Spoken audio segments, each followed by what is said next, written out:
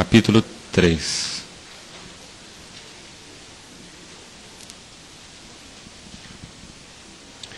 Vamos ler a partir do verso 1.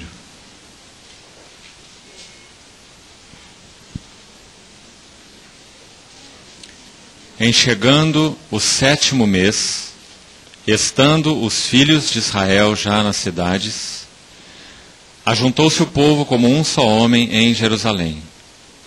Levantou-se Jesua, filho de Josadaque, e seus irmãos, sacerdotes, e Zorobabel, filho de Sealtiel, e seus irmãos, e edificaram o altar do Deus de Israel, para sobre ele oferecerem holocaustos, como está escrito na lei de Moisés, homem de Deus. Firmaram o altar sobre as suas bases, e ainda que estavam sob o terror dos povos de outras terras, ofereceram sobre ele holocaustos ao Senhor de manhã e à tarde. Ainda no capítulo 3, verso 10. Quando os edificadores lançaram os alicerces do templo do Senhor, apresentaram-se os sacerdotes, paramentados e com trombetas, e os levitas, filhos de Asaf, com símbolos, para louvarem ao Senhor segundo as determinações de Davi, rei de Israel. Cantavam alternadamente, louvando e rendendo graças ao Senhor com estas palavras: Ele é bom, porque a sua misericórdia dura para sempre sobre Israel.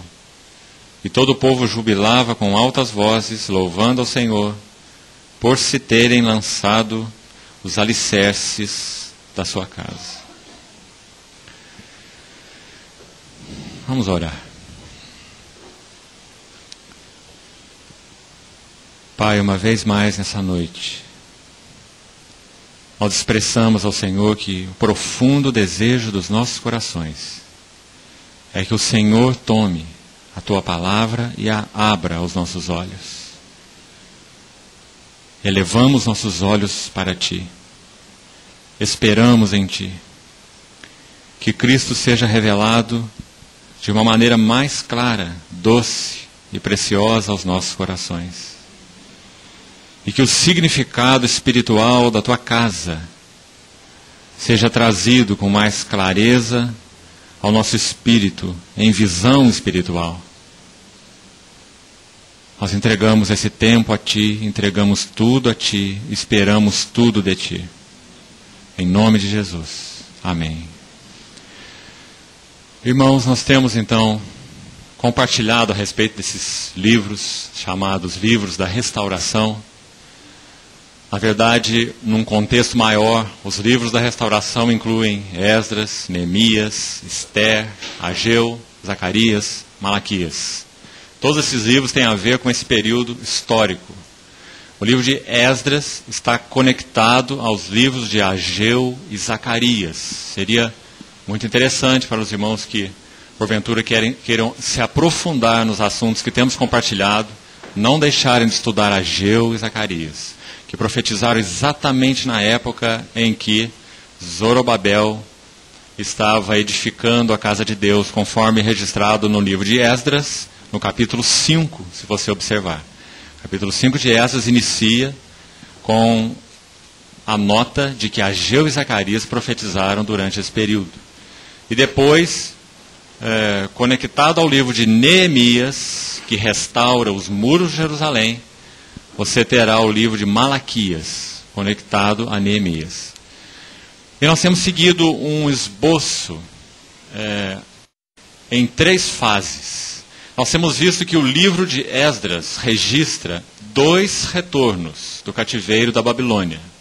O retorno com Zorobabel, primeiro retorno, quase 50 mil pessoas, não foram libertadas por Ciro, mas receberam um decreto real para um propósito de subirem a Jerusalém e edificarem a casa de Deus, assim como conosco.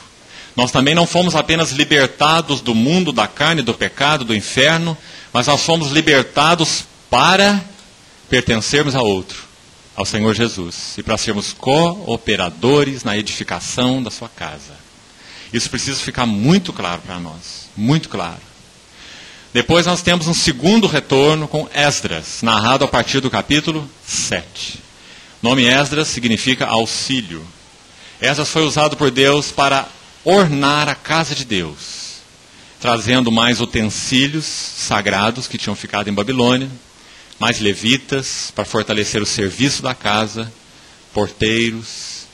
Purificou o povo para Deus, orientando o povo que despedisse as suas mulheres estrangeiras e recuperou a palavra de Deus. Esse foi, na verdade, o foco central do ministério de Esdras. Ele recupera a palavra de Deus. Esdras foi um homem da palavra. E nós vamos ver qual o resultado disso no meio do povo de Deus. E por último, então, nós temos o livro de Neemias, que se foca não na cidade, mas nos muros. Neemias restaurou os muros de Jerusalém. Os muros falam de separação e unidade. E o ministério de Neemias também é caracterizado por 3 aspectos extremamente importantes. A construção do muro em si, separando o que está fora e mantendo unido o que está dentro. Isso tem um significado espiritual tão magnífico para a casa de Deus, para a igreja de Deus hoje. Durante o ministério de Neemias, nós vamos ver também a renovação do primeiro amor, no meio daquele povo que retornou, capítulo 8 de Neemias, quando Esdras toma a lei e lê diante do povo. Então o primeiro amor do povo é renovado para com seu Deus. Que nota importante na restauração da casa de Deus, renovação do primeiro amor. Não apenas do amor primitivo, inicial, mas do melhor amor, da primazia do amor. Como aquela carta de João à igreja de Éfeso. Tenho contra ti que abandonaste o teu primeiro, no grego, próton. Primazia não apenas de tempo, mas primazia de qualidade. O teu melhor amor, a primazia do amor. Então no capítulo 8 de Neemias, os irmãos vão ver a renovação do primeiro amor. Depois, por último, no capítulo 11 de Neemias, nós vamos ver o terceiro aspecto da contribuição de Neemias na restauração do testemunho do Senhor. No capítulo 11 de Neemias, os irmãos vão ver a vida da cidade fortalecida, Jerusalém. Neemias arranja as coisas de tal forma que vários habitantes ali da terra se mudassem para Jerusalém, para que a vida da cidade fosse fortalecida. Enquanto o assunto da casa de Deus, registrado em Esdras, tem a ver com a glória de Deus, casa fala de glória, os assuntos registrados no livro de Neemias têm a ver com governo, porque Neemias restaurou os muros da cidade, e cidade na palavra de Deus tem a ver com governo. Então o livro de Esdras, a casa de Deus, a glória de Deus. Livro de Neemias, a cidade de Deus, o governo de Deus. Então, irmãos, para que nós tenhamos a restauração do testemunho de Deus, nós precisamos da restauração da casa de Deus, onde está o nome de Deus, a glória de Deus, a vontade de Deus, em todos os princípios que estes livros envolvem. Eu estou com uma tarefa impossível nessa noite, passar por todos eles, não é? Em 2 reuniões, nós não saímos do altar, não é? Então nós nunca iríamos chegar em Neemias 11, né? Mas os irmãos terão nesses 2 livros todos os princípios maravilhosos, como um mapa, mostrando qual é a obra do Espírito na vida da igreja para a restauração da glória, do testemunho do Senhor. E nós precisamos seguir esses princípios com a luz do Novo Testamento, é claro, lançada sobre o Velho Testamento. É assim que nós precisamos estudar a palavra de Deus, né? Lançando a luz do Novo Testamento, da realidade espiritual, sobre as sombras. As sombras nunca devem ser deixadas de lado. A palavra inspirada de Deus foi mantida para nós com os 39 livros do Velho Testamento, para que nós víssemos com singularidade muito especial algumas verdades que o Novo Testamento enuncia de forma espiritual, não é? Clara, sim, sem dúvida, mas que quando essa luz passa pela alegoria, pela tipologia do Velho Testamento, ela se torna tão mais brilhante, mais vívida, não é? Por causa desse significado literal do Velho Testamento. Tão importante nós combinarmos assim a palavra de Deus. Então, para tomarmos o fio da meada aqui, podermos prosseguir, o que nós vimos nessas 2 reuniões em síntese? Nós vimos quais foram os motivos do cativeiro. O povo de Deus, da aliança de Deus, que estava na casa de Deus, em Jerusalém, cultuando a Deus de alguma maneira nominal, estava de muitas formas cultuando deuses estranhos. Como diz a palavra, em todo alto, em todo monte alto, em toda árvore frondosa, eles levantavam um altar e cultuavam um Deus estranho. E Deus então mandou aquele povo para a terra dos ídolos, Babilônia, onde, segundo a história, havia em torno de 2.000 tipos de ídolos diferentes, para que eles se lambuzassem com os ídolos que então eles queriam. Irmãos, essa é a primeira exortação solene para os nossos corações. O que nós temos levantado? Lícito ou ilícito? Não importa. Lícito ou ilícito? O que nós temos levantado, que tem se convergido em nosso foco de vida, ambição, desejo do coração, aquela coisa que nós nem podemos nos imaginar sem ela, aquela coisa que tem gastado todas as nossas energias, nosso tempo, consumido nosso coração, nossas afeições, né? Qualquer coisa pode se tornar um ídolo nas nossas vidas. E o Senhor sempre, disciplinarmente e por amor, Ele trata conosco. Hebreus 12 é tão claro sobre isso. Nós não somos bastardos, mas somos filhos. Então o Senhor manda aquele filho, na figura que eu usei, como uma criança que rouba sorvete na geladeira. O Senhor manda aquele filho para a terra da Babilônia, para que então comesse muito sorvete, até ter dor no estômago. 70 anos do cativeiro da Babilônia. A partir daí o povo de Israel, segundo a história, nunca mais se desviou para a idolatria. Caíram ainda de diversas formas, mas não elegendo deuses estranhos. Foram curados da ilusão da idolatria. Mas, irmãos, isso é apenas um aspecto disciplinar que, digamos, tem um tom negativo, né? Necessário, mas tem um tom negativo. Deus não é um Deus negativo, Deus é um Deus positivo. Ele quer edificar algo. Ele não quer apenas nos libertar Ele quer nos libertar para. Então ele chamou o seu povo depois de 70 anos, mas tudo estava destruído. E tudo teria então que recomeçar. Por onde Deus recomeça? Pelo altar. E nós então gastamos essas duas reuniões mostrando que o altar fala de duas coisas, que na verdade são uma só. Dois aspectos da mesma verdade. Em primeiro lugar, a casa de Deus nunca poderá ser restaurada na sua glória, sem que a centralidade da pessoa gloriosa do nosso Senhor e a centralidade da obra gloriosa desse Senhor naquela cruz possa estar sendo conhecida com maior profundidade, realidade e beleza por nós que somos povo de Deus. Cristo é central nos propósitos eternos de Deus, no coração de Deus.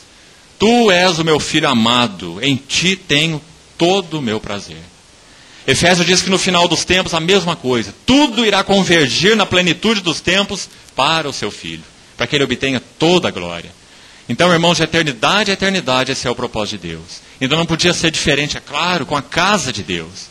A necessidade do povo de Deus deixar as distrações e ser convergido no seu foco de atenção espiritual, emocional, em todos os sentidos, vocacional, ministerial, todos os focos, convergidos em um único foco, Cristo e só Cristo.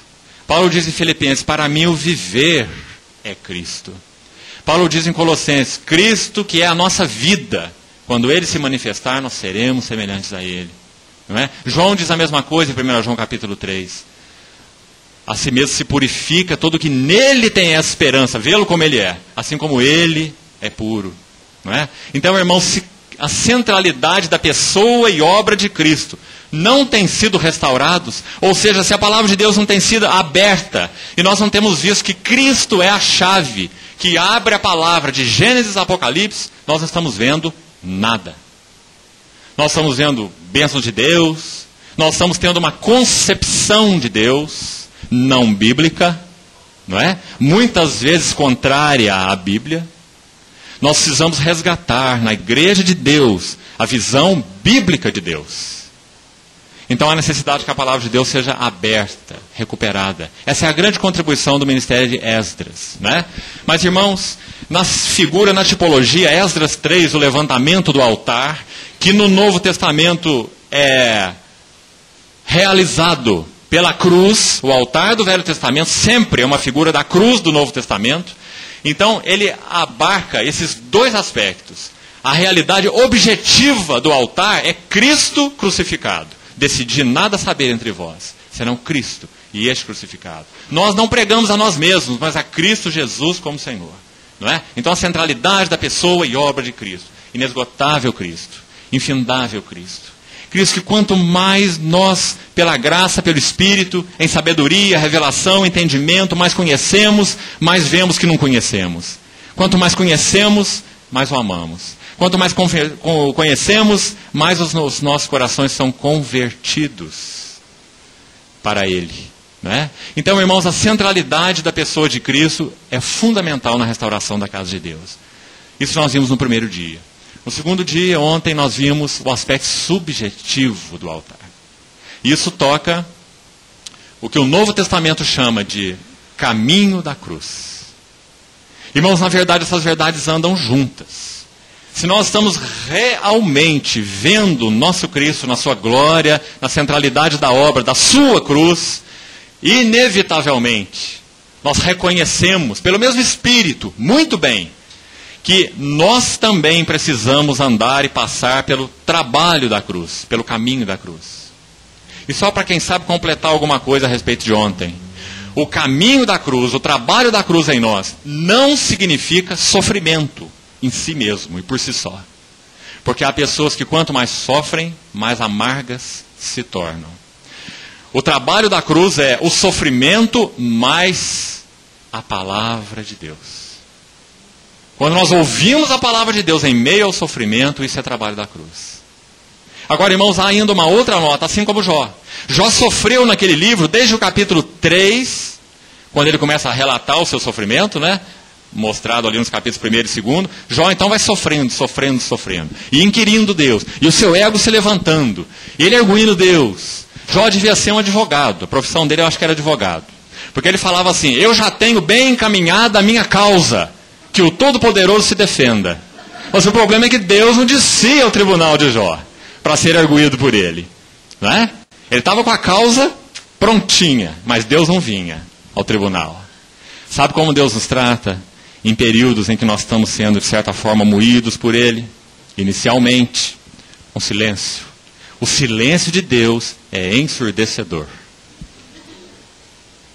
Então, irmãos, quando Jó foi sofrendo, e nós chegamos ao capítulo 38, Deus, do meio de um redemoinho, Ele começou a falar com Jó, e faz aquelas perguntas irrespondíveis para Jó, mostrando a sua soberania, que Ele é o único Deus no universo, e Ele trata segundo o seu caráter, justo, santo, perfeito, não é? Não há ninguém que possa arguí-lo.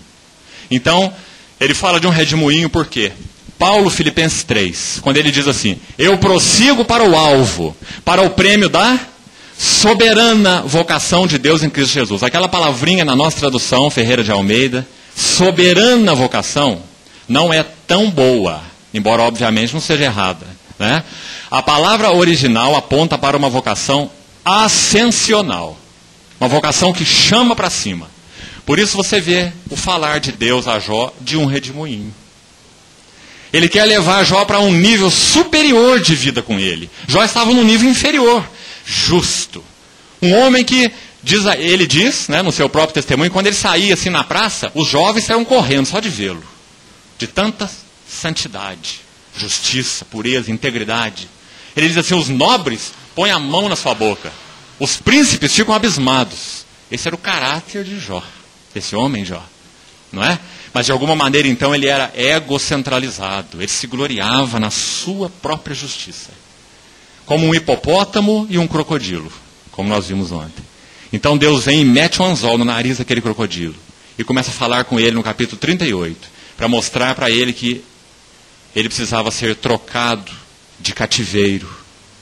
Se você ler o capítulo 42 com cuidado, você vai ver uma frase ali, que diz assim: mudou o Senhor a sorte de Jó. Sorte também não é a palavra boa. A palavra melhor ali seria cativeiro. Trocou o Senhor o cativeiro de Jó. Antes Jó era cativo de quem? Dele mesmo. Agora ele era cativo do seu amor. Jó foi trocado de cativeiro. Então, irmãos, esse é o chamado, uma vocação ascensional em Cristo Jesus, não é? Nós estamos em um nível com Deus, aprendendo as verdades, não é, que Deus tem trabalhado em nós, seja no sentido objetivo, as verdades fundamentais da fé, quão importante é conhecermos, né, a palavra, as verdades essenciais, sejam as verdades práticas do trabalho de Deus em nós, o arrependimento, a confissão, a vida na luz, o praticar a verdade, muitas verdades. Nós vamos aprendendo aqui num nível.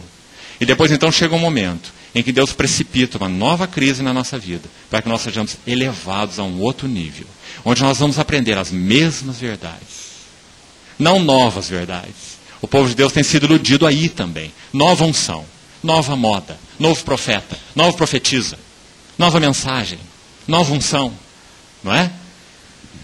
A palavra de Deus, ela é completa na sua revelação, perfeita, fechada, não é? Nós não precisamos de nova nada. Nós precisamos dessa velha palavra, rica palavra, inspirada palavra, perfeita palavra, renovada aos nossos corações pelo Espírito. Essa mesma palavra.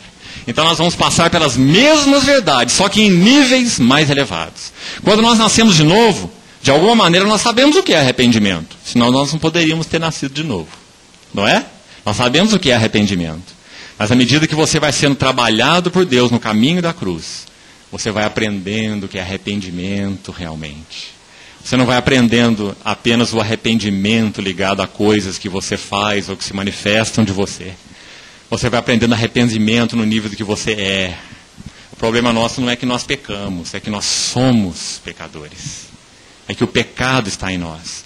É que nós somos malignos. É que nós somos depravados. É que nós somos soberbos. Não é? Então nós vamos compreendendo o arrependimento em níveis cada vez mais profundos. Eu acho que você já conhece a historinha do menininho na praia que era filho de um marinheiro experimentado de muitos anos de mar. Então, aquele menininho, caminhando na praia ali com seu pai, já aí com 7, 8 anos, ele disse assim: meu pai, eu sou tão contente da gente morar aqui à beira-mar, porque aqui eu conheço o mar. Tão bom para mim conhecer o mar, eu amo o mar, conheço o mar. Aí o pai olhou para o filho e falou assim: meu filho, e eu não conheço o mar. Quanto mais nós crescemos, quanto mais o Senhor vai nos elevando, né, nessa vocação ascensional, mais nós vamos vendo as riquezas insondáveis de Cristo. Mais o nosso coração é apaixonado por Ele. Mas mais nós vemos essa inescrutabilidade de Cristo, né? Nosso grande Cristo. Então, irmãos, nós não temos cansaço. Isaías diz que a nossa vida é renovada como a da águia. A palavra de Deus não fica velha.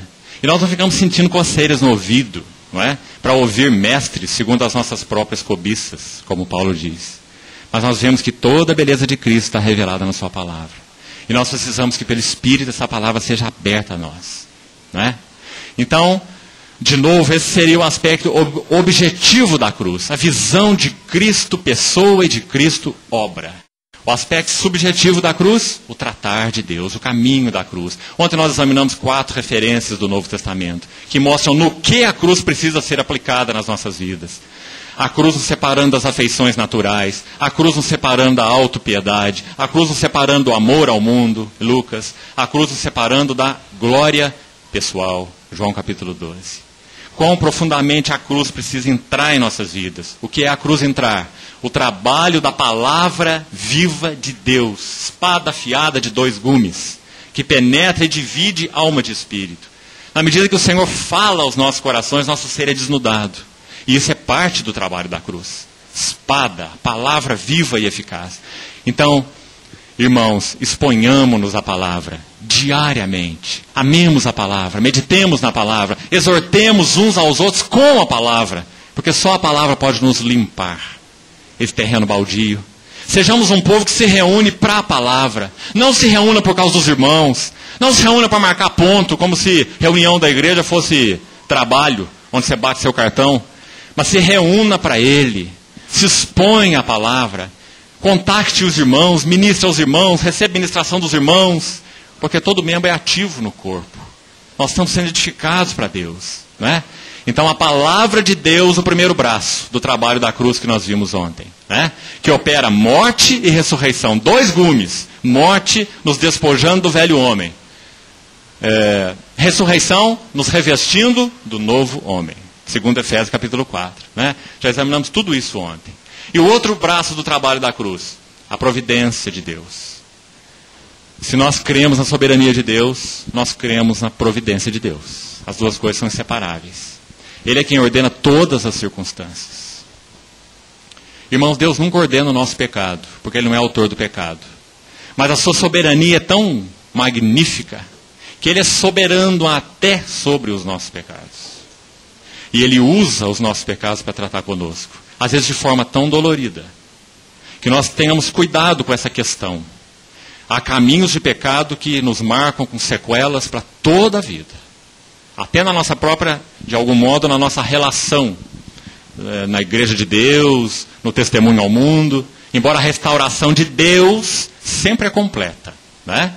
Mas há coisas muito delicadas nesse assunto e nós devemos brincar com o pecado. Mas eu não estou enfocando isso aqui, eu estou enfocando isso aqui em cima. Deus é soberano até sobre os nossos pecados. E Ele trabalha profundamente em nossos corações, mesmo em nossas obstinações. É claro que isso não é um encorajamento para sermos obstinados, né? Hoje, se ouvirdes a sua voz, não endureçais os vossos corações. Né? Então, isso nós falamos ontem, esses dois braços. E, irmãos, o caminho da cruz sempre terá um C. É a última nota que eu queria colocar aqui novamente para a gente prosseguir hoje. Sempre terá um C. O caminho da cruz não é compulsório. Ele é o único caminho para a maturidade espiritual. Sim, não resta dúvida na palavra de Deus. Se alguém quer vir após mim, a si mesmo se negue, tome a sua cruz e siga-me. Onde eu estou, ali estará o meu servo. Isso é intimidade, comunhão, conhecimento de Deus. Só há um caminho, o caminho da cruz. Mas o Senhor não torna esse caminho compulsório aos seus filhos. Ele vai nos convencendo, passo a passo, que o nosso problema somos nós mesmos.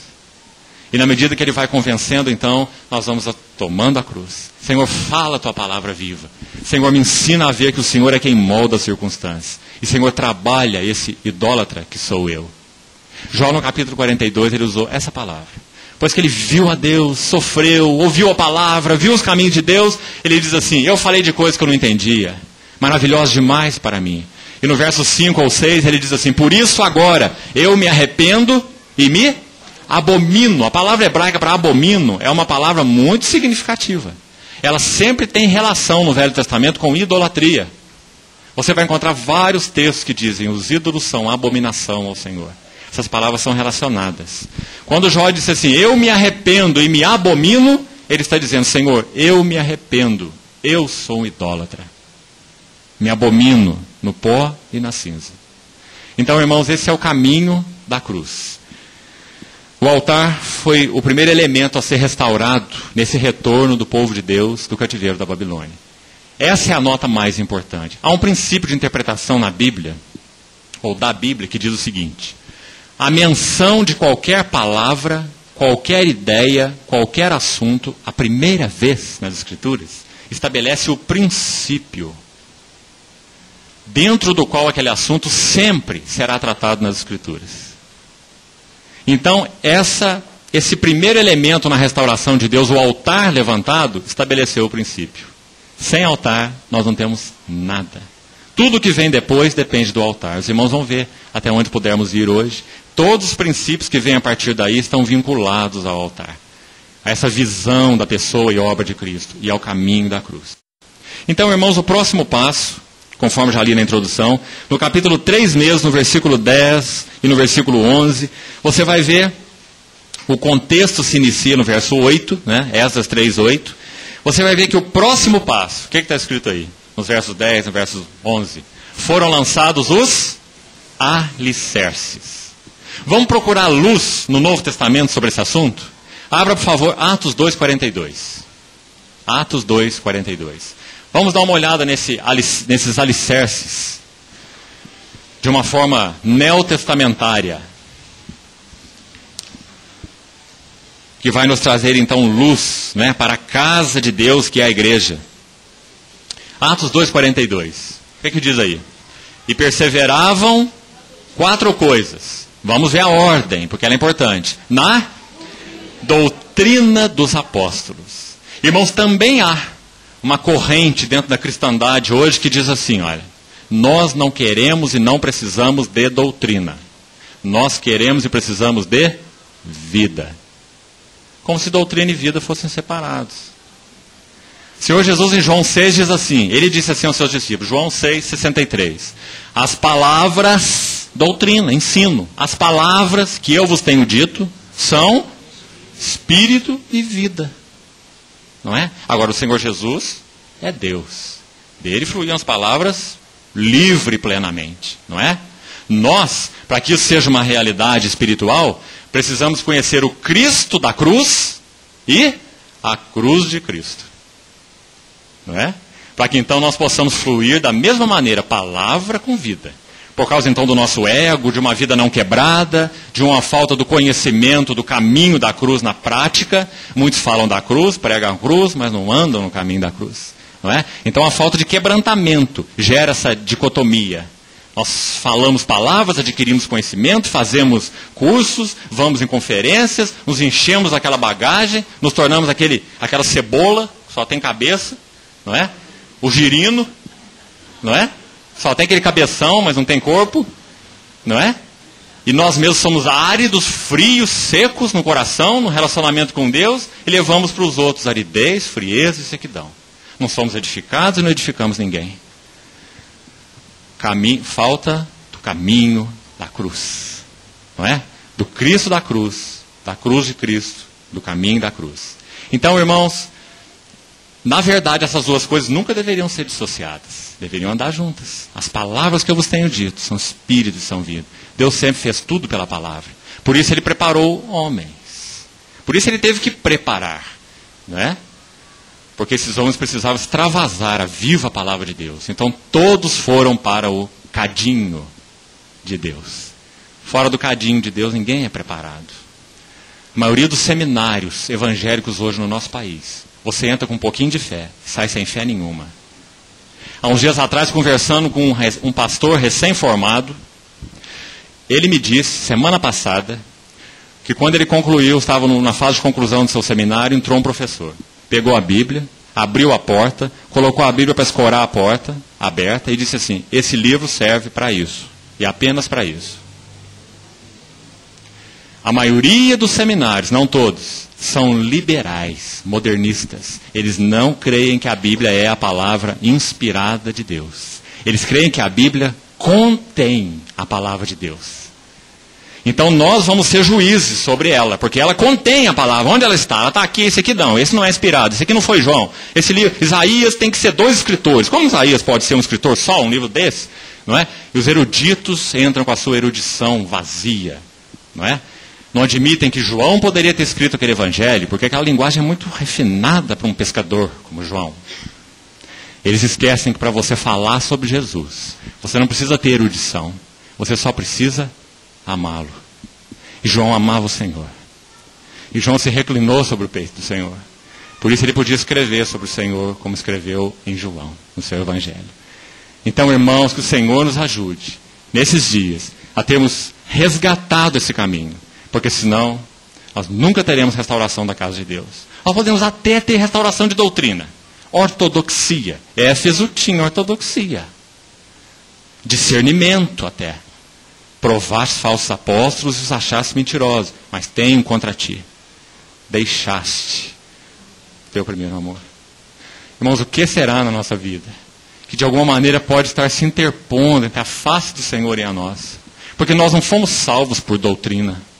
Nós não fomos salvos por teologia, por conhecimento. Nós não fomos salvos pela igreja, pela irmandade. Nós fomos salvos por uma pessoa. E o que está se interpondo entre nós e essa pessoa? O que? Então que o Senhor nos ajude a vermos essas coisas com mais clareza. Quando nós damos então o outro passo, aqui em Esdras capítulo 3, verso 10 e 11, você vai ver que os alicerces são lançados, e aí o Novo Testamento vai nos ajudar com a luz, onde nós estávamos. A igreja primitiva, cheia de vida, vida do Espírito, centralidade de Cristo, homens que tinham conhecimento claro de Deus, foram forjados para isso. Então Atos 2,42 diz assim, e perseveravam, aí vem número 1, porque irmãos, doutrina não é tudo, mas é o começo de tudo. Nós precisamos da palavra. Nós precisamos de base. Você não pode colocar ênfase no lado do poder ou da vida, como eu disse, porque você não pode colocar um trem para andar no meio do mato. Ele tem que andar nos trilhos, não é? Então você precisa da doutrina e da vida. E perseveravam na doutrina dos apóstolos e na comunhão. Você vai ver uma mesa aí, 4 pés. E perseveravam, número 1, na doutrina dos apóstolos. Mas uma mesa com um pé, só se for um pé central, né? Mas se for pé de canto, não tem jeito. Não é isso? Então esse é o pé, é o ângulo, é o primeiro ângulo. Doutrina dos apóstolos. Depois, a comunhão. A casa de Deus tem que viver em comunhão. Irmãos, esse assunto, mutualidade, examine essa palavra, mutualidade, no Novo Testamento. Você vai ter um produtivo estudo da palavra nesse assunto. Observe, pega uma chave bíblica e toma essa palavra mútuo, mutuamente, e vá atrás dos versículos. Você vai ver quantos versículos no Novo Testamento falam sobre o valor indispensável da vida unida do povo de Deus. Exortai-vos mutuamente cada dia durante o tempo que se chama hoje, citei agora há pouco. Não é? Servir uns aos outros. Examine essa expressão também, claro, ela fala de mutualidade. Uns aos outros. Procura os textos com essa palavra no Novo Testamento. Servir uns aos outros. Cada um, veja bem. Cada um.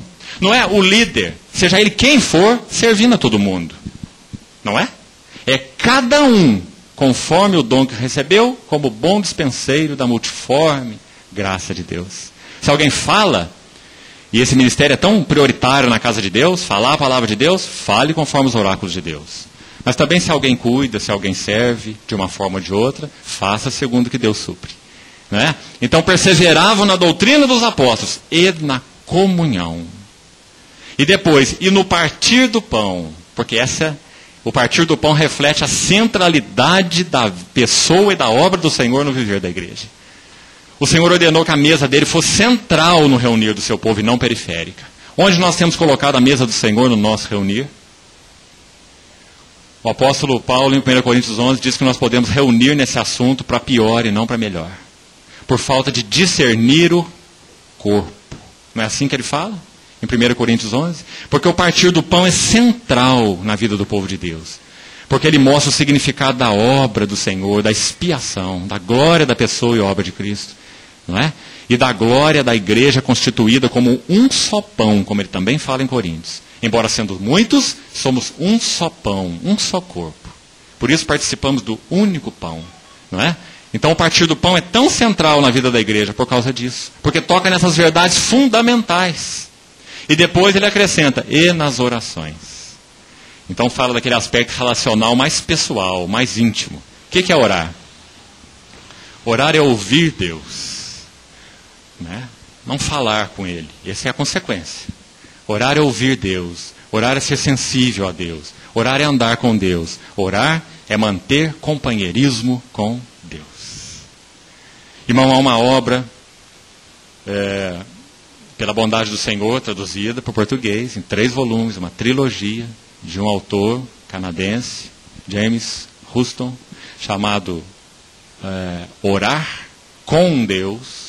Nome sugestivo que ele deu a essa primeira obra, né? Nós podemos orar sem Deus. O livro se chama Orar com Deus. A segunda obra se chama A Fome da Alma. E o terceiro se chama Em Busca da Felicidade. É uma obra magnífica sobre esse assunto da oração, como sendo, na sua essência, vida de companheirismo com Deus. Mostrando a necessidade de nós sermos abertos com Deus, sem máscaras, chamando Deus para ser companheiro de nossas almas. Sonda-me, ó Deus, e conhece o meu coração. Prova-me e conhece meus pensamentos. Vê se há em mim algum caminho mau. E guia-me pelo caminho. Os irmãos estão vendo o caminho, a amizade? Guia-me pelo caminho eterno. Então nós precisamos também resgatar esse último elemento na casa de Deus. Né? É alicerce. Doutrina dos apóstolos. Comunhão da vida da igreja. Vida comum. Partir do pão. E as orações. A vida de relacionamento com Deus, tanto individual, quanto a vida de relacionamento com Ele no corpo. Né? As orações uns pelos outros. Orai uns pelos outros. Confessai os vossos pecados uns aos outros, para seres curados. Muito pode pela sua eficácia a súplica do justo. Nós temos perdido tanto terreno nesse assunto, né? Da oração. Tanto terreno. Nós estamos correndo para outros lugares. Ou nós corremos para dentro de nós mesmos, depende do temperamento, não é? E eu vou me implodindo. Ou então eu corro para profissionais, que quem sabe possam me ajudar nos assuntos da alma. Não é? Mas, irmãos, a palavra de Deus diz assim, que a igreja primitiva perseverava nas orações. Então, irmãos, quanto o Senhor precisa recuperar na sua casa? Agora, eu não quero entrar nos aspectos específicos, mas eu queria deixar com você 8 aspectos que eu tenho entendido da parte do Senhor serem alicerces doutrinários sobre os quais a igreja deve ser edificada. Nós teríamos que ter muito tempo para falar desses assuntos. Eu vou só colocar os pilares para os irmãos. Porque o primeiro item de Efésios 2,42 é: perseveravam na doutrina dos apóstolos. Aí você pode dizer, poxa, mas tem tanta doutrina, um pensa assim, o outro pensa assim, doutrina de cá, doutrina de lá, doutrina de batismo, doutrina de posição, doutrina. Não é isso, irmão.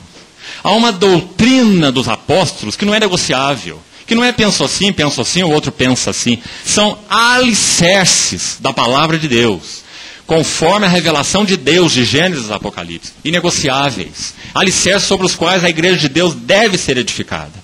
Então, só para ter um panorama rápido, para os irmãos verem o tamanho desses assuntos, eu queria sugerir para os irmãos que esses alicerces da doutrina dos apóstolos de Atos 2,42 seriam, primeiro, a doutrina da Trindade. Por ordem. Essas 8 verdades não podem ser invertidas. Tem que seguir essa ordem, porque é a ordem das Escrituras. Então, primeiro, a revelação bíblica do Deus triuno.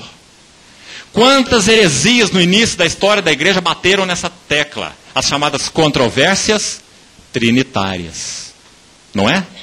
O modalismo, o monarquianismo, tantas pessoas, tantos ensinos, sabelianismo, Paulo de Samosata, tantas pessoas lá primitivas que fizeram confusão nesse assunto da Trindade. Esse é um assunto de alicerce. É claro, irmãos, que esse assunto é indissecável, não é? É claro que é. Mas nós precisamos saber qual a revelação bíblica, não é especulação, mas o que a Bíblia tem para nos dizer sobre a Trindade. E ela tem muito para falar sobre essa Trindade. E na medida em que nós vemos essa relação eterna, esse companheirismo eterno dessas 3 pessoas que compõem um único Deus e que são um único Deus. Na medida que nós vemos a glória da Trindade, nós vemos que a Trindade é a melhor comunidade. E que a norma de vida para a comunidade terrena é a comunidade Trindade. Você vai ver que a norma de vida da Trindade é a cruz. Porque o Pai é para o Filho, e o Filho é para o Pai. Irmãos, aquela cruz que se manifestou no Gólgota, ela é a expressão de um princípio eterno em Deus, no coração de Deus. A cruz vem do coração de Deus, porque o Pai é para o Filho é para o Pai. E a comunhão do Filho com o Pai se dá numa terceira hipóstase, numa pessoa do Espírito. O Pai está dentro do Filho, o Filho dentro do Pai, na pessoa do Espírito. Nunca vamos entender isso. Mas não é para entender, é para adorar. Porque esse é o princípio de vida da Trindade. Não é? Então, irmãos, o primeiro alicerce é a Trindade. Você pode examinar bem esse assunto. Há tantos irmãos que nos ajudam nesse assunto. Não é? Há tanta literatura boa nesse assunto. Mesmo manuais de teologia sistemática. Não é? Que são claros, que são ortodoxos nesse assunto. Precisamos resgatar essa verdade da Trindade. Falei que não ia falar, já estou falando. Né? Deixa eu passar pelo 7 bem rápido aqui para a gente prosseguir.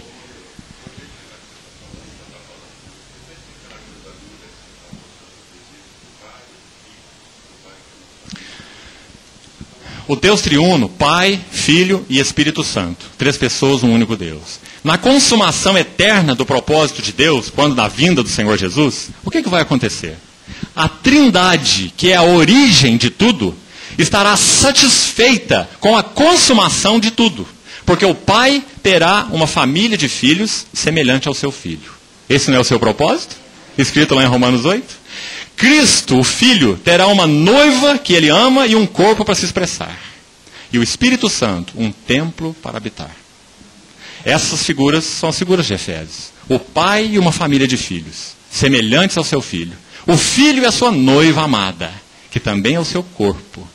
E o Espírito Santo, o seu templo, para que ele habite plenamente. A Trindade satisfeita na vida daqueles que foram separados desde a eternidade para pertencer a Ele. Irmão, será que isso é uma coisa pequena?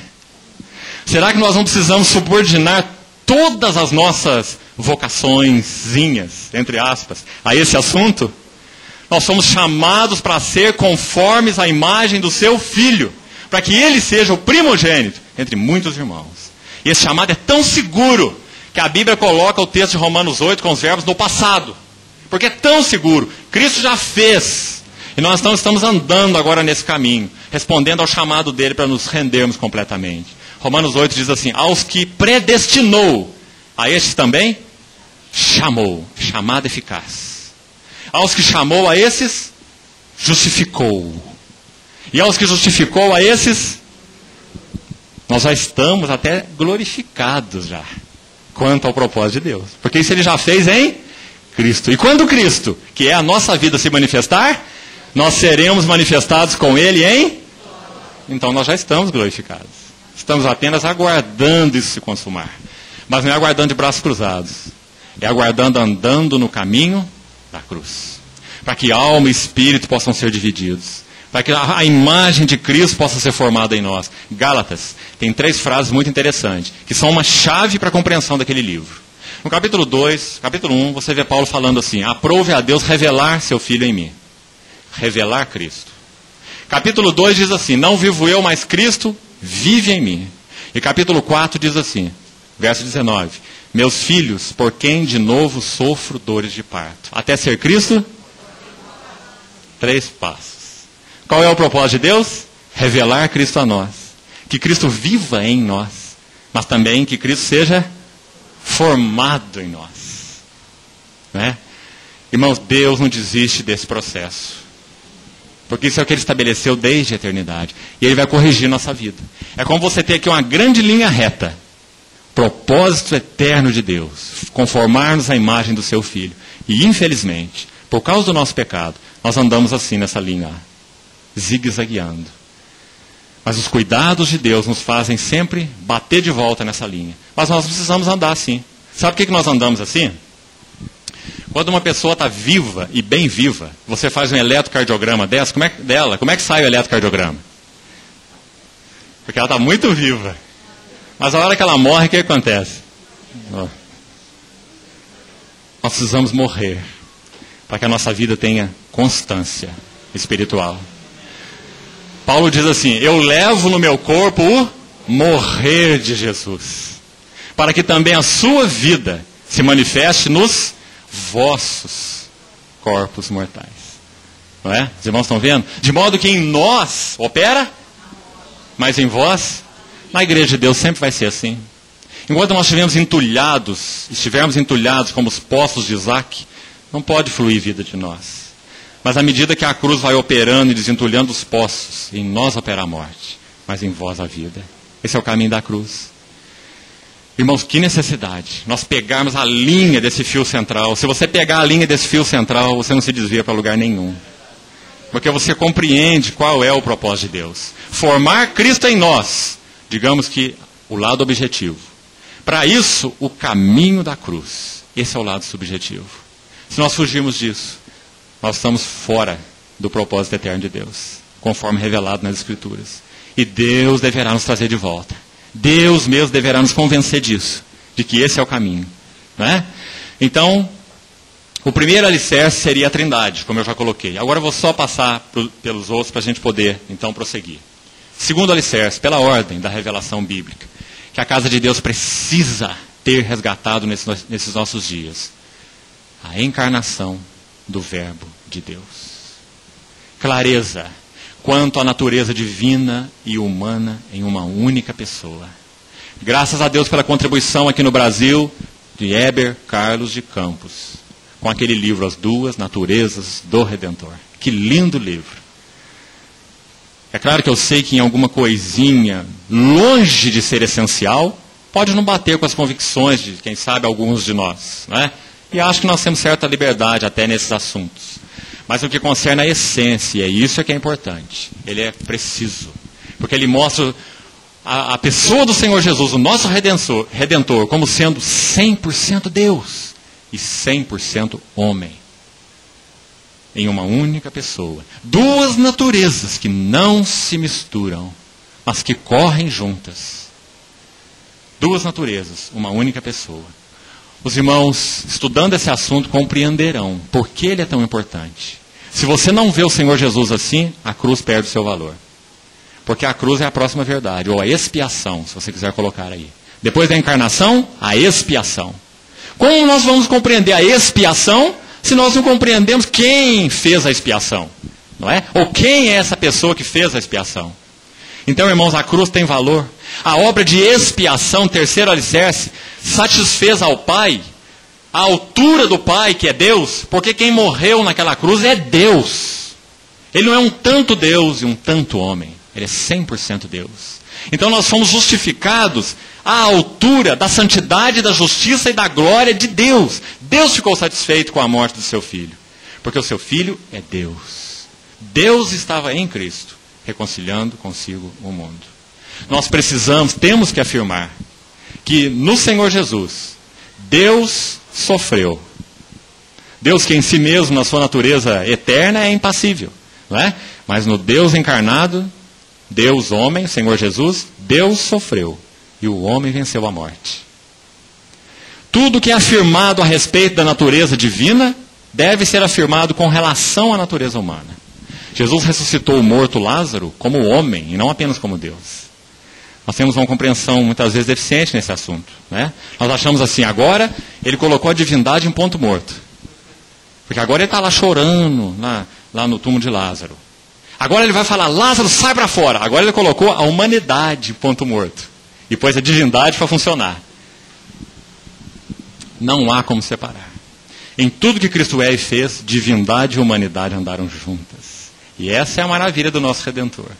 Por isso Hebreus diz que ele conhece-nos em todas as coisas, porque ele foi tentado em todas as coisas, a nossa semelhança, mas sem pecado. Você já pensou nisso? Deus conheceu a experiência humana.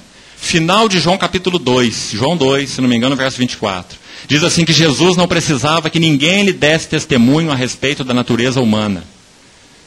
A respeito do homem, porque ele mesmo sabia o que era a natureza humana. Porque dela participou integralmente. O livro de Hebreus diz que ele participa de carne e sangue, assim como os filhos participam, mas sem pecado. Não é? Então, irmãos, essa é uma compreensão fundamental. E de novo você vai para a história da igreja, você vai ver lá as controvérsias cristológicas. Você vai ver como Deus usou Atanásio, depois daqueles 3 pais capadócios, para completar a clareza dessa verdade da trindade e da pessoa divina humana de Cristo. O Espírito Santo trabalhou na história da igreja, porque isso precisava ser resgatado, senão a igreja não teria alicerce. Trindade, encarnação, expiação, o terceiro. Depois a quarta verdade, justificação pela graça por meio da fé. A grande verdade da reforma. Quarto alicerce da vida da igreja. Se a igreja não está edificada sobre o assunto da justificação, totalmente pela graça, através da fé, a igreja não tem alicerces. Martinho Lutero disse que sobre esse único alicerce, a igreja estaria em pé ou ruiria. Tal a importância desse assunto. Então esse seria o quarto alicerce. Quinto, a ressurreição de Cristo. O Novo Testamento é abundante nesse assunto, dizendo que a nossa justificação, que seria o alicerce anterior, ela depende da ressurreição de Cristo. A palavra de Deus no Novo Testamento chega a ter uma menção, chamada menção completa, sobre esse assunto em 1 Coríntios 15. Tão fundamental é esse assunto nas Escrituras. Paulo disse assim, se Cristo não ressuscitou, é vã a nossa pregação e é vã nossa fé e ainda permanecemos nos nossos pecados. Ele ressuscitou e ele é primícias dos que dormem. Então esse assunto da ressurreição é central na casa de Deus. Por isso que quando você lê os evangelhos, você vai ver que as autoridades religiosas subornaram aqueles guardas para mentirem e dizerem que os discípulos vieram à noite, que eles dormiram, uma coisa absurda, aquela escolta romana, não é? E roubaram o corpo de Jesus. para que a verdade da ressurreição física, corporal, de alguma maneira fosse prejudicada. Não é? Irmão, esse assunto é tão rico, se você examinar na Bíblia. Se você olhar por que quando aqueles dois vão correndo para o sepulcro, Pedro e João, vão correndo para o sepulcro, você lembra? E lá diz que eles foram lá desesperados para receber a notícia que o Senhor ressuscitou. Aí eles vão chegando, vem que a pedra está removida. Aí João chega e para na porta do sepulcro. E Pedro vem no embalo. Não é? Pedro vem e entra de uma vez. Vai lá dentro do sepulcro, como era próprio de Pedro, né? E cai lá dentro do sepulcro. Aí depois diz a palavra que João entra. João era mais cauteloso, né? Então João vai devagarzinho e ele olha lá onde Jesus tinha sido colocado. Sabe o que está escrito lá? Que João viu os lençóis. E viu e creu. Porque o Senhor Jesus, quando seu corpo foi preparado para ser sepultado, ele foi embalsamado, possivelmente com algo aí em torno de 54 quilos de produtos, como aqueles pós próprios, né, para se preparar o cadáver para o sepultamento, depois de ser lavado. E aquela faixa era enrolada, lavava primeiro um lado, eles tinham um ritual próprio para a preparação do corpo. Lavava com água morna, um lado primeiro, depois virava, lavava o outro lado, enrolava a faixa assim, começando pelos pés, vinha até as axilas, depois abaixava o braço, enrolava os braços até o pescoço, depois punha uma faixa na cabeça. E a cada volta daquela faixa, eles colocavam aquele produto próprio, para se engessar aquele corpo, em torno de 52 quilos. Aquilo endurecia, então secava. Quando João entrou, ele viu como um casulo vazio. Aquele homem não podia sair dali. Como é que ele ia sair dali e deixar o casulo intacto? Você já pensou nisso? Como? Tem jeito? Aquela mortalha, como é chamada, a mortalha não estava cortada, a mortalha não estava desenrolada, a mortalha estava intacta. Mas aquele corpo não estava lá dentro. Então João registra assim, ele viu e creu. A mortalha vazia. Ele ressuscitou. Então aquela mensagem do lado de fora do túmulo, ele não está aqui. Ressuscitou. Irmãos, esse é o alicerce da vida da igreja. A glória da ressurreição do nosso Senhor. Ele morreu por todos, para que os que vivem não vivam mais para si, mas por aquele que por eles morreu e ressuscitou. Então esse é um outro alicerce. E depois da ressurreição nós vamos para o Espírito Santo. Sexto alicerce. Esse é um alicerce na vida da igreja, mais um. Espírito Santo. Espírito Santo que regenera. Espírito Santo que batiza os crentes em um só corpo. O Espírito Santo que mantém a vida da igreja. O Espírito Santo que revela Cristo. O Espírito Santo que distribui dons. E etc, etc, etc. O Espírito Santo, uma verdade tão clara no Novo Testamento. Não é? Se nós podemos ter divergências sobre assuntos específicos sobre o Espírito Santo, são tão secundárias. Tão secundárias. Nós precisamos estar em torno do que é focal, alicerce sobre o Espírito Santo na vida da igreja. Não é? Sexto. O sétimo, o corpo de Cristo. A Bíblia, especialmente no Novo Testamento, fala tanto sobre o corpo de Cristo. Governo do corpo de Cristo, ministérios no corpo de Cristo, não é? O significado espiritual do corpo de Cristo, tantos aspectos. Então, compreender a verdade do corpo de Cristo, que é a igreja, outro alicerce. E por último, a segunda vinda do Senhor. Oitavo alicerce. Irmãos, há muitos anos atrás, eu me lembro, tomando uma revista de cunho teológico, olhei assim atrás da revista e lá tinha uma pequena confissão de fé sobre o que aqueles editores criam com relação à fé, né, em geral. Então, era um pequeno credo naquela revista. E lá então expressava algumas coisas e no final não tinha menção sobre a convicção cristã do retorno do nosso amado Senhor. E essa é uma deficiência grave. Porque a igreja é alicerçada sobre esse último, não último em importância. Não é? Apenas na ordem da revelação bíblica. Né? Então, a segunda vinda do Senhor é um assunto de alicerce. Muito do cristianismo de hoje tem estado como tem estado, porque nós temos pregado que o céu é para agora, é para aqui, é para já. Prosperidade, saúde, paz, alegria, muito do bom e do melhor, porque nós somos os filhos do rei. Não é assim? Nós deixamos de ver aquela tensão, né, bíblica tão sadia entre o já e o ainda não. Há muito do que é para o já, mas há muito mais do que é para o ainda não. É quando Ele se manifestar que nós não teremos mais pecado, nem dor, nem pranto. As primeiras coisas passarão. Nós iremos nos relacionar num nível pleno de liberdade, de intimidade, de serviço, de amor uns com os outros. Não haverá mais morte, nem luto, nem pranto e nem dor, porque as primeiras coisas passaram.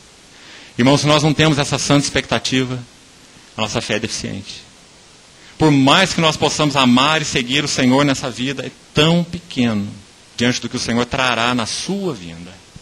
Quando nós tivermos, então, sido tornados idôneos para estar face a face com Ele. Santa expectativa, tão revelada nas Escrituras. Paulo em Romanos 8 diz que nós fomos salvos na esperança.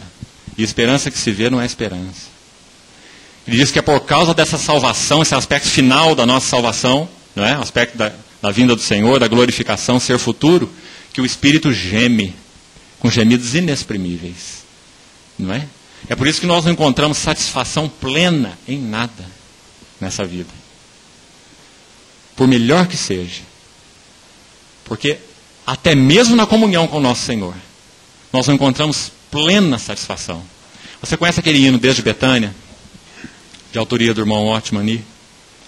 Ele diz assim: vazios, entre tantas estrofes lindas, é um dos hinos mais lindos de toda a história da igreja.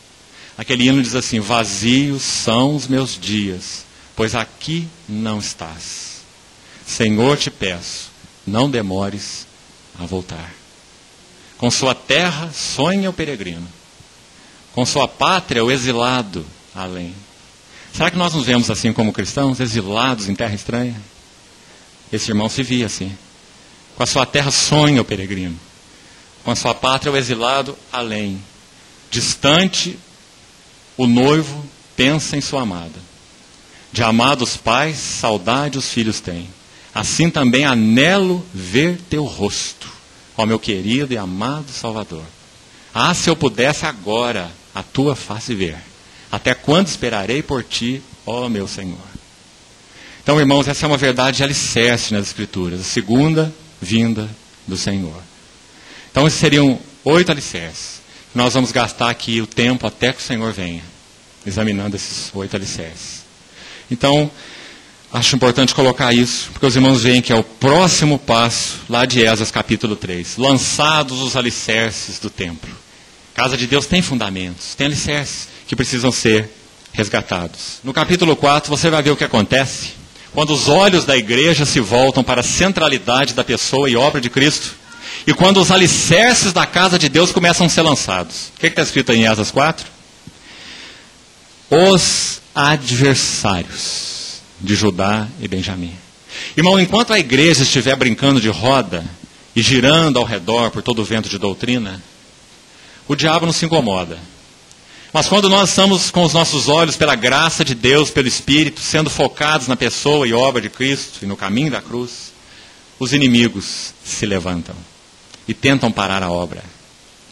Então, irmãos, somente no caminho da cruz nós enfrentaremos verdadeira batalha espiritual. Porque há também, nós temos uma diversidade tão grande de heresias, né, no nosso dia. Há uma corrente também dentro da cristandade que prega uma batalha espiritual muito estranha. Muito estranha. E cuidado com essa corrente, porque essa não é a batalha espiritual bíblica. A batalha espiritual bíblica é quando os nossos corações se voltam para a centralidade de Cristo. E quando o trabalho da cruz vai se processando em nós, renovando mente, vontade, coração. E a vida da igreja passa a ser alicerçada no que é fundamental. Aí você vai ver o inimigo se levantar. De muitas maneiras. É isso que você vê no capítulo 4. Os adversários. Você vai ver que no versículo 4 diz que esse povo foi inquietado. Olha lá. Inquietando-o no edificar. Você vê no versículo 5 que alugaram contra eles conselheiros para frustrarem seu plano. Tudo isso porque eles estavam apenas com o altar em pé e com os alicerces lançados. Mas isso já deu tremor nos inimigos. Não é? Mas rigorosamente falando, eles não tinham nada ainda. Só tinha um altar. O que era um altar? Para o inimigo não era nada, não é? Para o inimigo não é nada. Mas para eles era tudo. Então eles tinham o altar em pé e os alicerces lançados. Imagina você comprar um terreno, abrir alicerce na sua casa, lançar os alicerces, aí você chama contente os irmãos da igreja e fala assim, vamos lá para você ver a minha casa, a beleza da minha casa. Aí ele chega lá, abre o portão assim e fala, que isso? Você fala, olha, para você ver, é assim que ela vai ficar, olha aqui, ó, o tamanho do banheiro, o tamanho do quarto, não é? Você não tem, de certa maneira, nada ali, só alicerce. Mas por outro lado, você tem tudo ali, não é? Porque ali está a base de tudo. Então, irmãos, depois que os alicerces foram lançados, o altar edificado, os inimigos se levantaram. Versículo 6 diz, no princípio do reinado de Assuero escreveram uma acusação. Apocalipse 12 diz que o diabo é o acusador dos nossos irmãos, né? Então, que necessidade nós temos de nos guardar quando nós estamos retornando pela graça e bondade de Deus a esses alicerces da casa de Deus, essa visão de Cristo, pessoa e obra, é realmente sermos atraídos pela pessoa do Senhor Jesus a andarmos pelo caminho da cruz. Então, quão atentos precisamos estar, né? Mais um item aí que eu gostaria de colocar à frente, agora apenas como panorama, então, para os irmãos terem o esboço. Vamos passar para o capítulo 7. E vamos poder, então, só colocar esboço aqui. Talvez alguma coisinha muito rápida sobre alguma ideia. Ontem eu disse para os irmãos que entre Esdras 6 e Esdras 7, nós temos uma lacuna de 58 anos, onde entra a história de Esther. E o povo de Deus é cuidado providencialmente por Deus, uma maneira muito linda naquele livro de Esther, para ser preservado do extermínio. Se o povo de Deus fosse terminado ali, nós não teríamos a história nem de Esdras, nem de Neemias e nem a restauração da casa de Deus. Então o cuidado de Deus preservou o seu povo, e no capítulo 7 nós entramos no segundo retorno do cativeiro babilônico. Quem retorna agora é Esdras. O nome Esdras significa auxílio. E agora, para a gente ter o panorama, vamos usar 2 versículos chaves. Esdras 7:10, o primeiro, diz assim, porque Esdras tinha disposto o quê? Veja, irmão, o coração. Não é as emoções, não é a mente, é o coração, que na Bíblia significa isso tudo. A sede da personalidade humana, o que o homem é no seu todo. É assim que a Bíblia usa a palavra coração. Ou seja, Esdras se entregou integralmente. Esse é o sentido. Ele se entregou integralmente. Para quê? Olha a ordem desses verbos. Para buscar. Buscar vem primeiro. Buscar a lei do Senhor. E para cumprir, obedecê-la. E depois para ensinar. Essa ordem também nos expõe um tanto, né? Quão tentados nós somos a ser mestres dos outros, antes de sermos mestres de nós mesmos, né?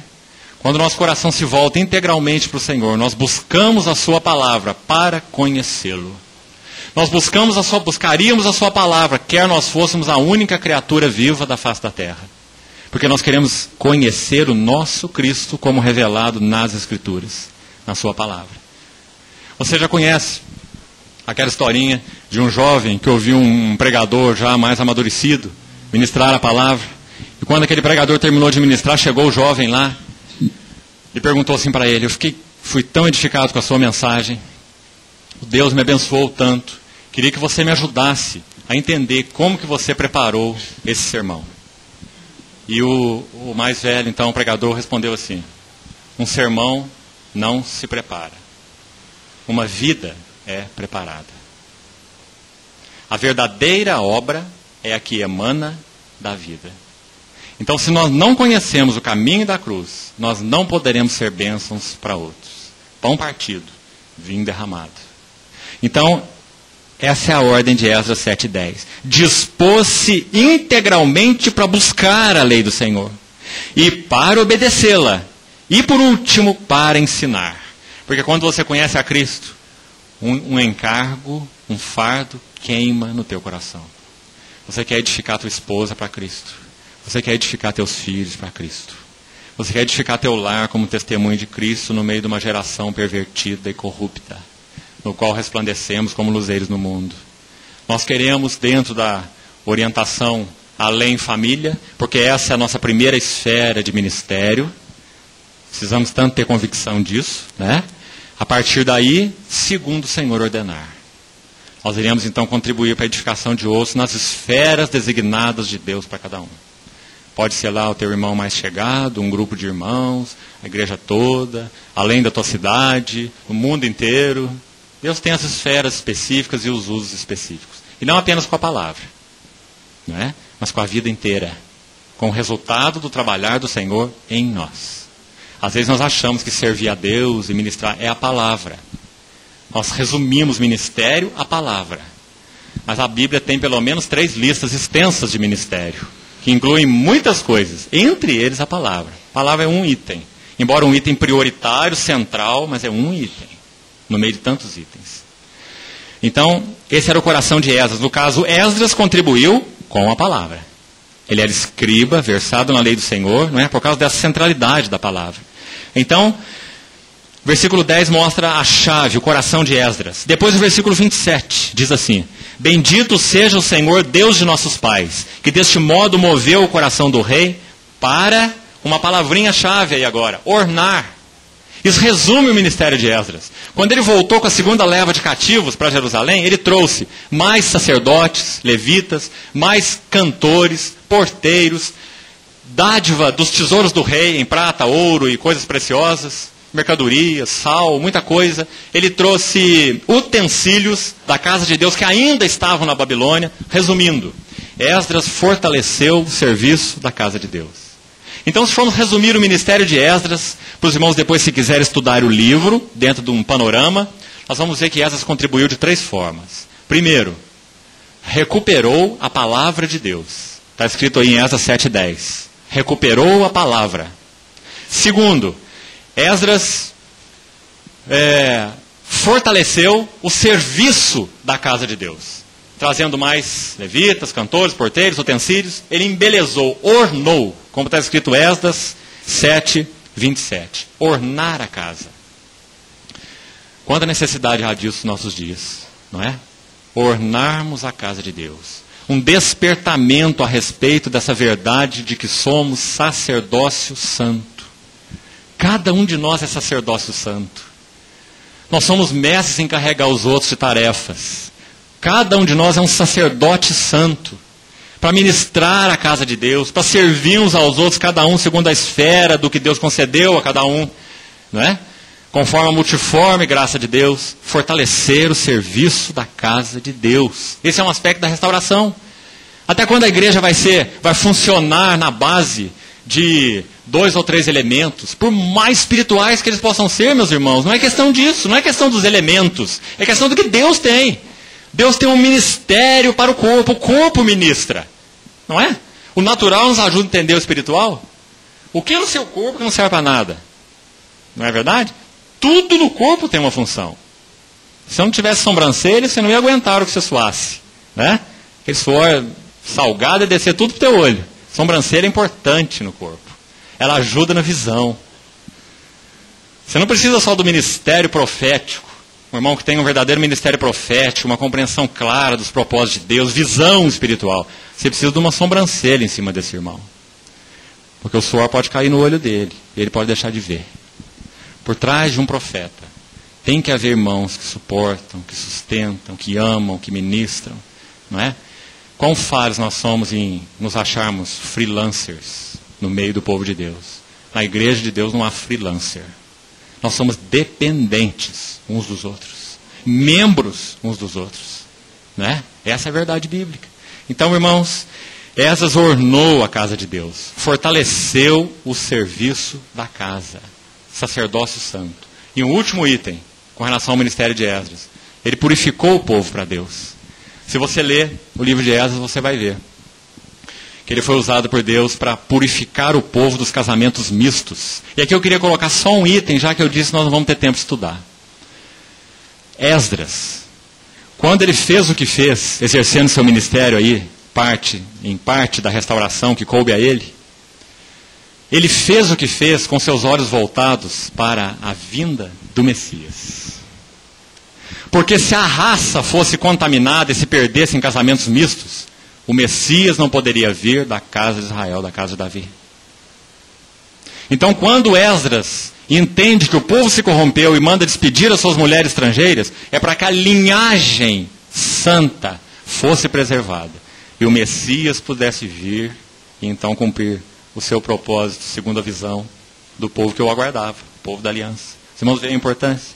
Esdras exerceu seu ministério voltado para a vinda do Messias. E nós hoje? Nós que contribuímos com o nosso serviço para a casa de Deus, nós estamos fazendo isso voltados para onde? 2 Coríntios capítulo 11, Paulo vai nos ajudar. 2 Coríntios 11, você quer abrir esse texto? Lá Paulo diz assim: eu zelo por vós com zelo, ciúmes de Deus, porque eu vos tenho preparado para vos apresentar como uma virgem pura para um só esposo, que é Cristo. 2 Coríntios 11, 2. Para onde que os olhos de Paulo estavam voltados no exercício do seu serviço espiritual, do seu ministério? Para a vinda do Messias, né? Para a segunda vinda do Senhor. Porque esse é o foco de todo serviço na casa de Deus. É dele, por meio dele e para ele. Porque essa esposa é dele. Quando se toca na igreja, se toca na casa de Deus. Então, irmãos, quando Esdras purifica o povo para Deus, a sua visão é de receber o Messias. Terceiro aspecto da sua contribuição. O texto de Paulo, no verso 3, continua dizendo assim: mas eu receio que, assim como a serpente enganou a Eva com a sua astúcia, assim sejam corrompidas vossas mentes. Olha a batalha espiritual, onde se centraliza. E vocês se apartem. Apartem do quê? Da simplicidade e pureza que são de Cristo. Esse é o centro da vida da igreja. Somos irmãos e irmãs em torno de Cristo, alimentados por Ele através dos diversos ministérios, nutridos e edificados para Ele e para guardá-lo, para a vinda dEle, né? Então, Esdras contribuiu nesses três aspectos específicos: restaurando a palavra, purificando o povo e fortalecendo o sacerdócio santo. Agora, irmão, nós vamos terminar rapidamente, colocando as ênfases do ministério de Neemias. Neemias, terceiro retorno e último. O nome Neemias é tão lindo e tão sugestivo. Neemias significa: e Jeová se consolou. E Jeová se consolou. Porque ele vai completar a obra de restauração da casa de Deus. Ele vai restaurar os muros que circundavam a cidade. E cidade tem a ver com governo. Então não apenas glória na casa, mas governo do reino. Então Neemias é aquele que restaura os muros, governo, cidade. Restauração dos muros, se os irmãos lerem Neemias com cuidado, serão profundamente edificados com cada aspecto do caráter de Neemias. Como ele exerceu seu ministério sem nenhuma pompa e sem nenhuma exibição. Ele pega o seu cavalinho de noite, quietinho, e ele vai andar para ver as ruínas. Ele vai de um lado da cidade e olha a ruína de um lado. Ele vai do outro lado da cidade e olha a ruína do outro lado. Ele contempla as ruínas. Assim como o Senhor Jesus lamentava sobre Jerusalém, lá em Mateus, e Jeremias sobre a mesma Jerusalém quando era queimada a fogo, e quando ele escreveu o livro de Lamentações. Então Neemias, quieto, sobre o seu cavalo, ele olha os muros de Jerusalém, confirmando aquela notícia que ele recebeu quando era copeiro do rei, daqueles irmãos lá que vieram de Jerusalém e falaram para ele que a cidade estava exposta, os muros estavam derrubados. E aquilo queimou no coração de Neemias. Até mesmo se apresentou triste diante do rei, se lembra? Ele poderia ser morto naquele momento, ao se apresentar triste diante do rei. Mas a sua tristeza estava acima do seu ofício secular. Então ele se apresentou com aquela tristeza de Deus, que ele não conseguia conter, mesmo diante do rei. E o rei então perguntou a ele: o que você quer que eu faça? Então ele teve o privilégio de ser incumbido para retornar. E ali ele viu aquela ruína de perto. O povo de Deus sem muros. A casa de Deus sem muros. Então ele começa a trabalhar em função desse propósito. 3 aspectos. Vou colocar então só o esboço. Primeiro, ele chama as pessoas para construir o muro. Despertas para a construção do muro. Se você examinar Neemias 2, Neemias 3, irmãos, que capítulo mais lindo. Você vai ver princípios da restauração dos muros. Você vai observar um princípio em especial. Lá em Esdras 3, Neemias 3, versículo 23, você vai ver que diz assim: depois repararam, está falando sobre as pessoas que contribuíram para a edificação dos muros. Diz assim: depois repararam Benjamim e Assub. O que está escrito agora aí em frente? Defronte da sua? Presta atenção nisso. Defronte da sua casa. Leia no versículo 28 agora. Para cima da porta dos cavalos repararam os sacerdotes, cada um. Verso 29. Depois deles reparou Zadok, filho de Imer, defronte da sua casa. Verso 30, no final, última frase. Defronte da sua morada. Princípio espiritual. Nenhum de nós é capaz de restaurar os muros da casa de Deus na sua integralidade. Cada família, cada grupo deve restaurar o muro correspondente em frente à sua casa. O livro de Efésios é tão claro quanto a esse princípio. Pais, criai os vossos filhos na disciplina e admoestação do Senhor. Não provoqueis os vossos filhos a ira, mas criais na disciplina e admoestação do Senhor. Não é? Filhos, obedecei a vossos pais no Senhor. Cada um edificando defronte da sua casa. Somos profetas, somos sacerdotes, somos reis de Deus em nosso lar. E em primeiro lugar no nosso lar. Quantos têm perdido a Deus na obra de Deus? Irmãos, há muitos anos atrás, uma pessoa que tinha um encargo específico, em uma área específica, e se entregou inteiramente a esse ministério específico dentro da igreja de Deus. Entrou em certo dia na sua casa, e ele encontrou o seu filho enforcado, e a Bíblia queimada debaixo dos seus pés. Quanta necessidade nós temos de retornar aos princípios de Deus. O princípio da edificação de nossas famílias é central na restauração de Deus. Nossa primeira esfera de ministério é as nossas famílias. Edificar filhos para Deus. Que necessidade nós temos disso? 4 vezes repetido nesse capítulo. Restaurou defronte da sua casa. Defronte da sua casa. Era como se quando o inimigo viesse, aquela casa de alguma maneira estava protegida. É claro que pelo muro do vizinho ele podia entrar, o vizinho não restaurou. Não é? Mas numa linguagem espiritual, de frente da sua casa, ele estava protegido. Uma família compacta. Maridos, amai vossas mulheres como Cristo amou a igreja. E lavou-a pela lavagem de água com a palavra para apresentar a si mesmo gloriosa, porque somos membros do seu corpo. Quando você vê Cristo, a igreja, marido e mulher, em Efésios 5, tem hora que você não sabe de quem que Paulo está falando. Você já reparou naquele texto? Se é do marido e da mulher ou se é de Cristo e da igreja, porque se confundem as expressões ali. Ninguém odiou sua própria carne, mas a alimenta e dela cuida, assim como Cristo faz com a igreja. Todo tempo ele vai fazendo assim, não é? Mostrando que o reflexo da nossa relação com Cristo é a nossa relação com os nossos mais próximos, defronte da sua casa. Princípio espiritual, na restauração dos muros. Mais uma coisa rápida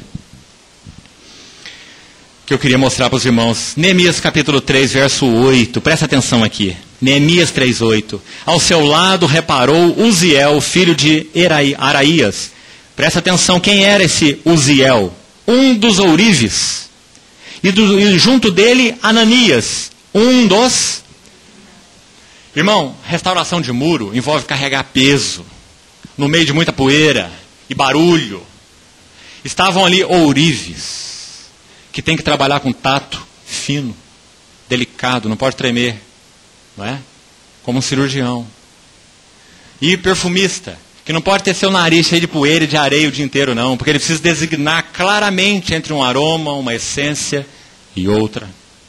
Quando o Espírito Santo registra que esses homens cooperaram na retificação dos muros, é porque eles consideraram o seu ofício secular subordinado ao seu ofício sagrado, restauração da casa de Deus. Se é que nós podemos chamar de ofício secular e ofício sagrado. Então, irmãos, eles consideraram o seu modo de subsistência natural.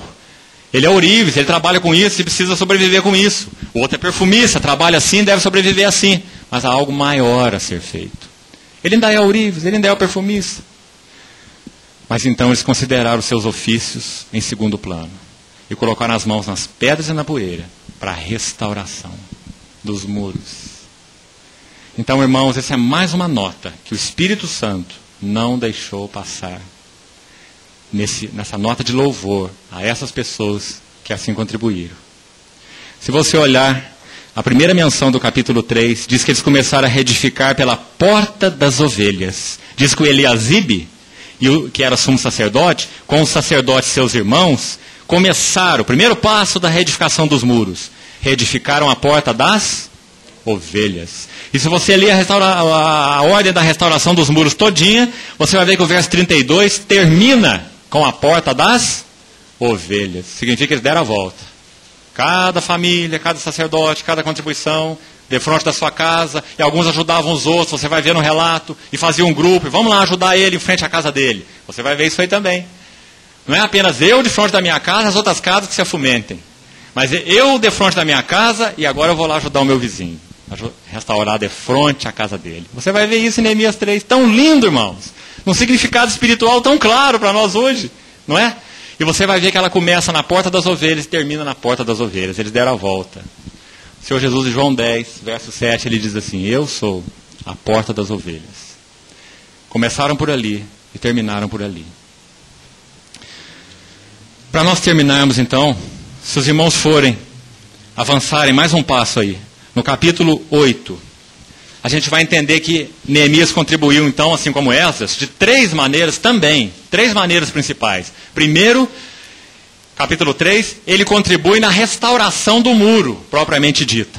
Então, vamos separar em princípios espirituais. Construção do muro, primeiro item, no ministério de Neemias. O que isso significa na vida da igreja hoje? Irmãos, um muro só serve para 2 coisas. Deixar de fora o que tem que ficar fora e guardar bem o que tem que estar dentro. Construção do muro significa separação e unidade. 2 verdades singulares no Novo Testamento sobre a vida da igreja. Nós somos separados de tudo aquilo que não é Deus e que peleja contra Deus. Seja que cara assuma. Hoje tem faltado muros no meio da cristandade. Nós estamos importando maneiras do mundo, música do mundo, conduta do mundo, frequência a lugares do mundo, mundanos, não achamos que isso faz mal, tentando cultivar amizades sólidas com pessoas que não pertencem ao Senhor, não é? E achamos que isso não tem importância, afinal de contas, o que é? É uma cristão, não é? É bom sermos ecumênicos. Mas, irmãos, quando nós vamos andando com o Senhor, você compreende que você só pode ser amigo dos que o temem. No real sentido da palavra amizade. Irmãos, é bobagem você achar... Sabe qual é a pessoa mais influenciada de todas? É aquela que diz assim: eu sou maduro, eu não sou influenciado. Tem uns que têm a cabeça tão aberta que o cérebro já caiu. Nós precisamos de tanto cuidado com relação à nossa conduta nessa área, não é? O povo de Deus é, sim, um povo separado. É um povo que não frequenta certos lugares. Olhando primeiro pelo lado negativo, tem o negativo, tem o positivo sempre, né? É um povo que não tem certos hábitos. É um povo que não vive de certa maneira, não trabalha de certa maneira, né? E é um povo, então, que, pela contraparte, manifesta um testemunho definido, claro, responsável no assunto de criação de filhos. Né? Pai, por que eu não posso fazer isso? Olha lá o filho do vizinho, pode. Olha lá o filho do irmão, olha lá, ó. O filho do irmão vai. Meu filho, o irmão é o irmão, nós somos nós. O Senhor tem nos dado essa direção, você não vai. Os pais não falam não. A psicologia diz que não pode falar não, é traumático. Deus, quando começou a relacionar com o seu povo, a primeira coisa que ele falou foi não.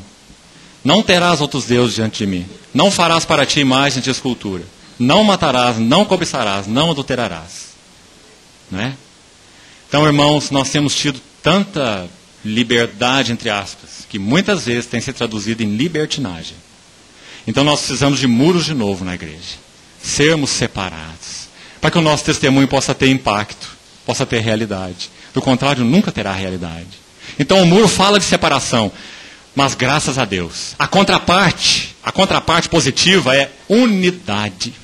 Sabe, irmãos, separação do que está fora, mas unidade do que está dentro. Quando Balaão, Números 23, verso 9.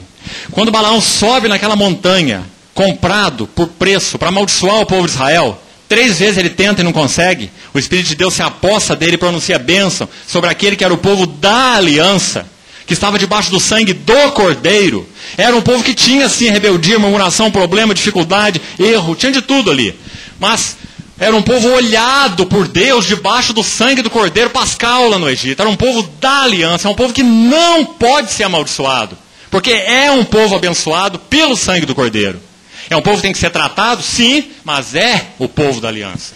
Então, quando Balaão sobe naquele monte e vai pronunciar a maldição, Números 23, 9, ele pronuncia a primeira bênção. E ele diz uma coisa linda nesse versículo. Ele diz assim: do alto dos outeiros eu contemplo Israel. Eis que é um povo que habita só, e não será contado entre as nações. Irmãos, a única coisa que nós temos nessa terra, afora o nosso Senhor Jesus, é a igreja. É uns aos outros. É por isso, irmãos, que a discórdia entre os irmãos é vinho do inferno. Satanás quer que nós tomemos o vinho do inferno. Porque a única coisa que nós temos na igreja de Deus é uns aos outros. Porque é um povo que habita só e não é contado entre as nações. Ninguém pode entender teu coração, tuas lutas, tuas crises, tuas dúvidas, como cristão, regenerado, nascido de novo. Ninguém pode entender, a não ser um outro irmão. Que o Senhor nos ajude a compreender esse princípio, irmãos. O muro fala de separação, mas fala de unidade. Nós precisamos cobrir uns aos outros, proteger uns aos outros, cuidar uns dos outros, alimentar uns aos outros, salvar uns aos outros, na casa de Deus. Então o muro fala de separação e de unidade, primeiro aspecto do ministério de Neemias. E lembre-se, com isso Jeová se consolou. Significado do nome Neemias. Segundo aspecto, vamos abrir só para os irmãos verem, nós não vamos ler, porque a gente precisa terminar. Estou com um problema hoje aqui, né? Terminar.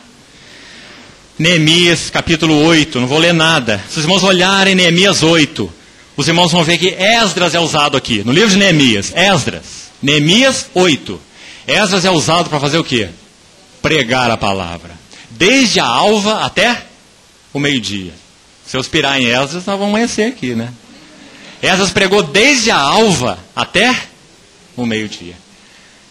E eles se revezavam em turnos, diz aí a palavra. Uns desciam, outros subiam, uns desciam, outros subiam, e eles pregaram a palavra. Irmãos, isso foi de tal modo impressionante, diz aí, que o povo chorava. Chorava, como se dissesse: quanto tempo essa lei esteve entre nós, como uma palavra fechada, mas agora ela é palavra aberta.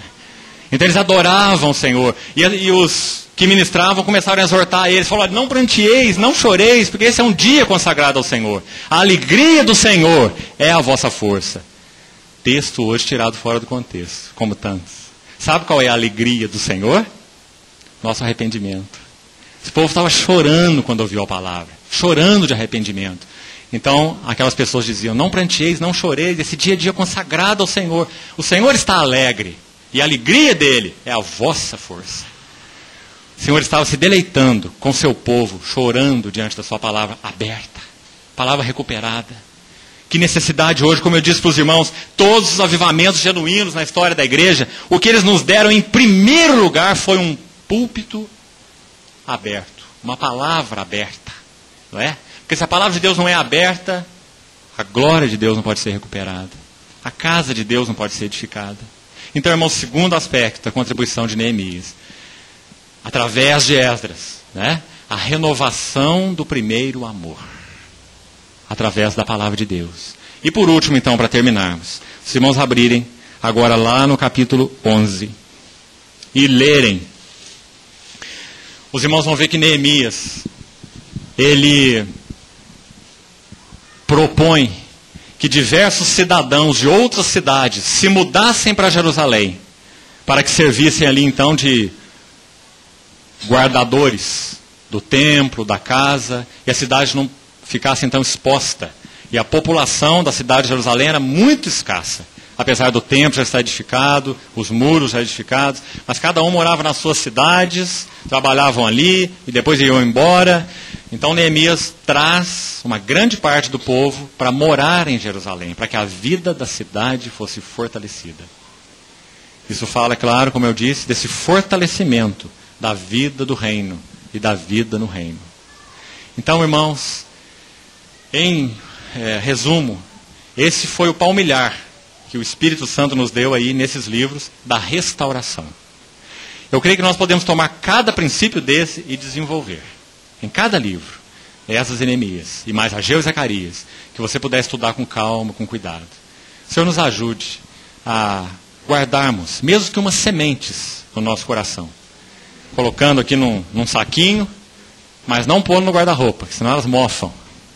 Mas você chega em casa e lança essas sementes no seu jardim de comunhão com o Senhor, para que elas possam gerar, nascer, dar fruto. E que o Senhor nos ajude nesses dias, irmãos. Por um lado, de tantas trevas, nós sabemos. Mas por outro lado, quanto mais escura a noite, mais nós podemos ver o brilho das estrelas. Que o Senhor esteja recuperando sua graça, pela sua glória, pela sua bondade, na vida de um remanescente que quer a Ele nesses dias. Amém. Vamos orar.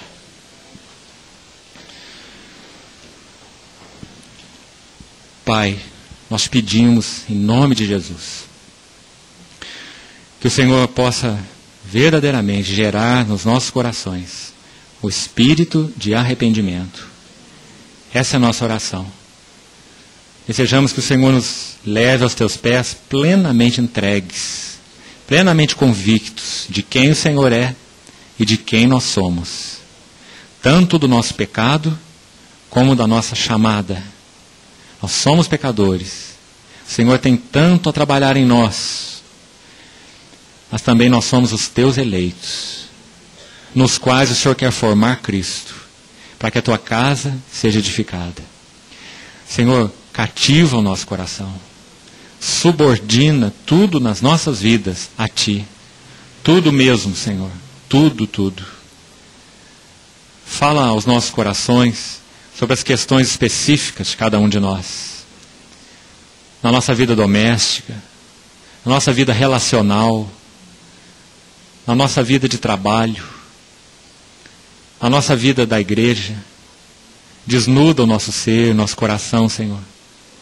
Nós precisamos tanto ser recuperados como noiva adornada para um só esposo, que é o Senhor. Nós temos reconhecido que o Senhor está às portas. Livra-nos, Senhor, de todo tipo de desvio, de desvario, de ilusão, de corrupção. Guarda nosso coração para Ti. Enche-nos de Ti. Ganha-nos para Ti. Em nome de Jesus, te pedimos, Senhor. Amém.